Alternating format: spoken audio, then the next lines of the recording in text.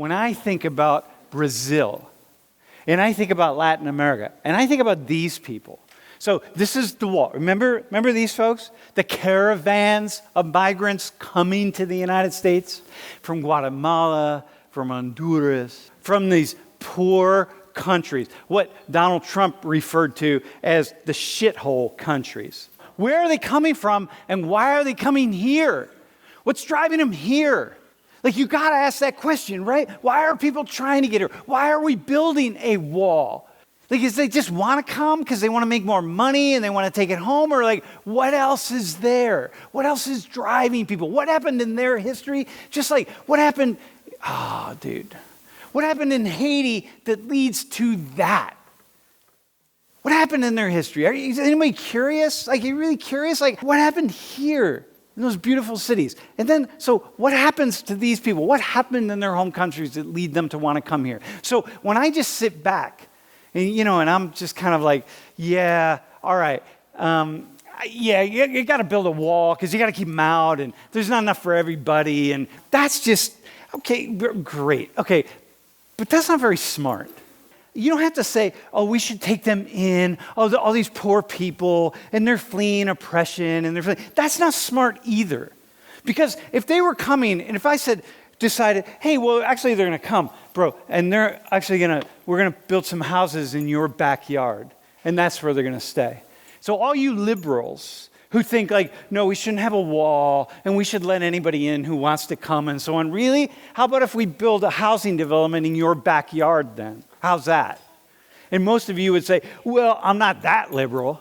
When I think about the history of Brazil, and I think about everything that is Latin America is made up of indigenous peoples, people of African ancestry. Most slaves brought over to the Americas during the slave trade did not come to the United States. Less than 500,000 slaves were actually taken off boats in North America and brought into the United States. The United States was a reproducing slave population, but not in other parts.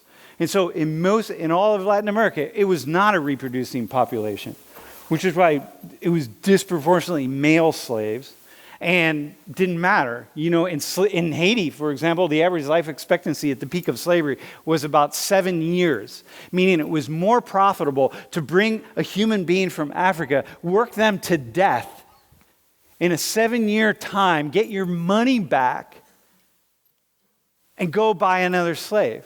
Instead of trying to keep them alive. Don't work them so hard and then try to keep them alive. It's actually more profitable. Just work them into nothing. Work them into death. 7 years. And so throughout the Americas, so look at Brazil. So this is where Mariluz lives. Those are the bulk of slaves into Brazil. So all those kids there were black. Their ancestors were slaves. You're like, what happened in Brazil? What happened? What happened all over Latin America that would lead Latin America to be so poor?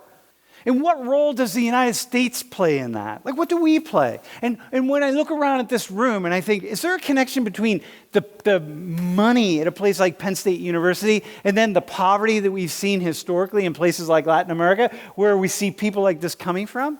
Is there a connection there? And if there is a connection, then what responsibility do we have? At least to learn about it.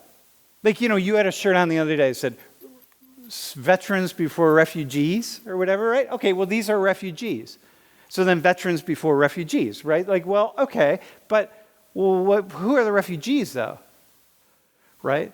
First off, veterans before refugees. You know that even today, even after Obama's increased pay, but who are the refugees and why? Right.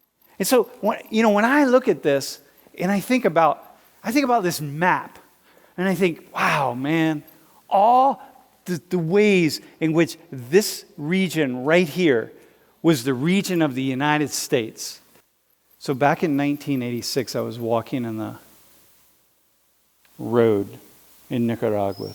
And there was a war going on that was sponsored by the United States. And I passed this old woman in her house, and the front of the house was blown off by a shell, by a tank shell. I walked by and she said, "Hey, gringo, ¿dónde vas?" Because there were no Americans at this time. And she said, "Where are you going, gringo?" And I said, "I'm going down the road." And she said, have a seat.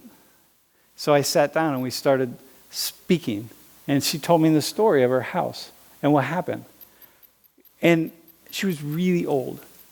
And she said to me, listen, gringo, after we talked for a while, and we're speaking in Spanish now, she says, when you go back, you're a teacher, right? So when you go back, make a promise to me that you'll always talk to your students about what you've seen here. And I said, okay, I will do that. And I made a promise to her, and I've never broken that promise. But by and large, the region that is Mexico's part of North America, right? From Mexico on down, by and large, this is the land that was claimed by the United States in what's called the Monroe Doctrine. All of this land, it was first claimed by the Pope in the Treaty of Tordesillas, which is why the Pope drew a line here. And he gave all of this land to Portugal, and he gave everything else to Spain, including up here. But the French and the British came in, and they battled it out. And in the end, everybody speaks Spanish here, except one little area here, and these folks speak Portuguese, because they were given by the Pope to the country of Portugal. But by the time we get to the 19th century, the United States controlled everything. And we set up systems in power. And this became just land for us. And all the governments were the governments that we, by and large, controlled. And we gave them the resources they needed, and we gave them the weapons they needed, whatever they needed, to ensure that they would stay in power. Why? Because we set up trading networks between all of this amazingly fertile land here and coming up into the Americas. And it's just like our playland. It's just like a key area of the economy for us. And so Latin America became this place that was just synonymous with Uncle Sam.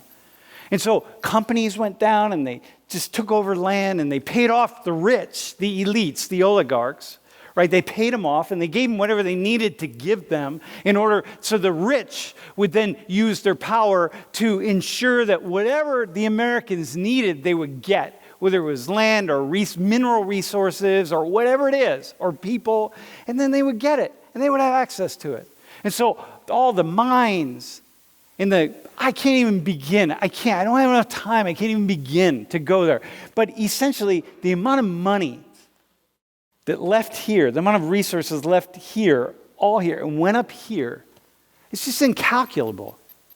It's incalculable.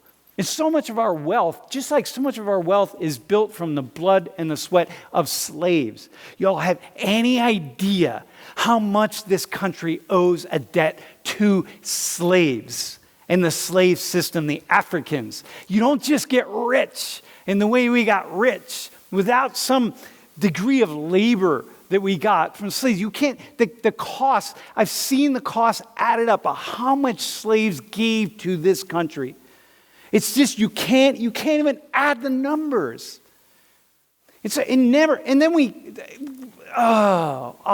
Maybe I'll come back to that. Same here. And we set up repressive systems and systems that absolutely stripped rights away from the people. And they were the most unequal nations on earth for well over 150 years. Unequal, meaning that a tiny majority of people who mostly looked white and were white, because you have Indians, you have Africans, and then you have all the owners, all the elites, and they were all the Europeans who have light skin. So wherever you go here, you find that the people in control historically have been white. It's shifting now. It's a little bit different. But all these folks, and then we just ensured it.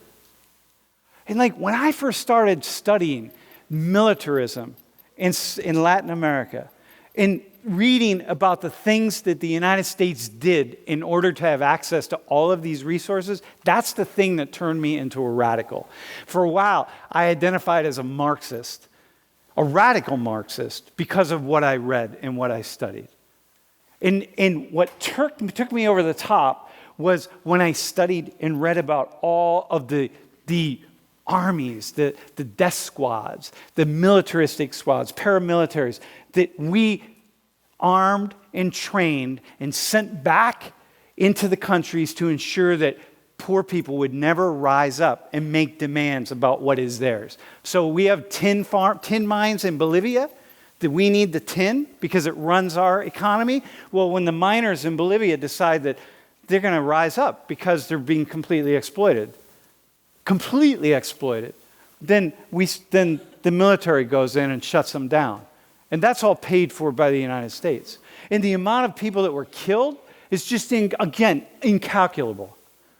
They're killed by weapons, paid for by us. This was the one that took me over the top. These were 4 nuns who were beaten, raped, and murdered in El Salvador by a squadron of soldiers who were trained at the United States.